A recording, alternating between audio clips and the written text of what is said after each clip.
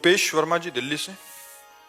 महाराज जी, भगवान के आश्रय या परमात्मा प्राप्ति के लिए कितना भजन या नाम जप हो कि हम जान जाएं कि इसी जीवन में हम उत्तीर्ण हो गए हैं या अगला जन्म नहीं? आज तक ऐसा नहीं, भगवान कोई खरीदे नहीं जा सकते कि इतना लाख जप करो, इतना करोड़ जप करो। हो सकता है तुम्हारे 5 बार पुकारने से आ जाए, हो सकता है तुम्हारे 1 बार पुकारने से आ जाए, हो सकता है तुम्हारे 1000 जन्म व्यतीत हो जाए।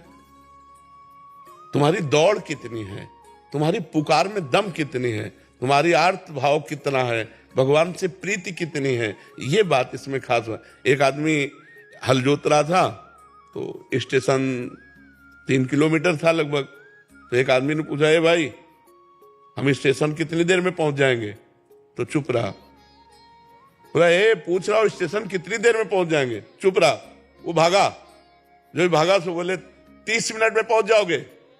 तो उन्होंने कहा पहले क्यों नहीं बोले? रफ्तार नहीं देखी थी तुम्हारी। रफ्तार देख ली ना, इस रफ्तार से जाओगे 30 मिनट में पहुंच जाओगे। अब तुम्हारी रफ्तार क्या है? कितना प्रेम है भगवान से, कितना त्याग है, कितना भजनानंद में तुम्हारी प्रीति है, और कितना भोगानंद से वैराग्य है। वही तो भगवान की प्राप्ति के लिए थोड़ी कोई ऐसा कि इतना इतना इतना कर लो तो भगवान की प्राप्ति हो जाएगी। नहीं, वो सब किए हुए। भगवान की प्राप्ति के लिए प्रीति चाहिए, प्रेम चाहिए। जान लेव सो जानन हारा, राम ही केवल प्रेम प्यारा। प्रेम, अब प्रेम तो हमारा शरीर में है, प्रेम हमारा शरीर संबंधियों में है, प्रेम हमारा शरीर संबंधी भोगों में। तो भगवान को कैसे प्राप्त करें? तो अब हम साधना करते हैं।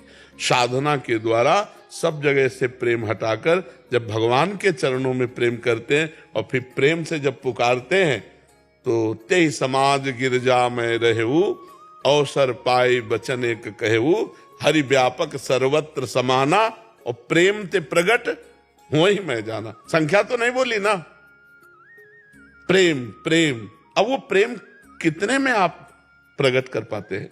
कितने दिनों में, कितने जन्म में, कितने वर्ष में, कितने मिनट में, कितने सेकंड में, ये आपकी योग्यता है।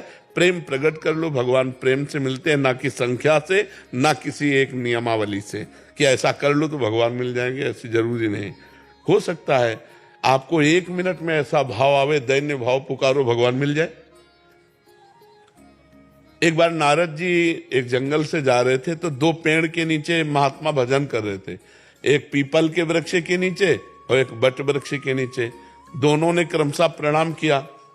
पीपल वाले ने कहा कि महाराज, भगवान से पूछना, मैं भजन कर रहा हूं, कितने जन्म में मिलोगे, कब मिलोगे? बरगद वाले ने भी यही प्रश्न किया। नारद जी भगवान के पास भी जाते रहते हैं। तो भगवान से पूछा, लौट के जब आए, उधर से निकले, तो पहले बट वृक्ष वाला मिला, प्रणाम किया। महाराज, भगवान से बात की? बोले हाँ। भगवान ने कहा तुमको इसी जन्म में मिल जाएंगे।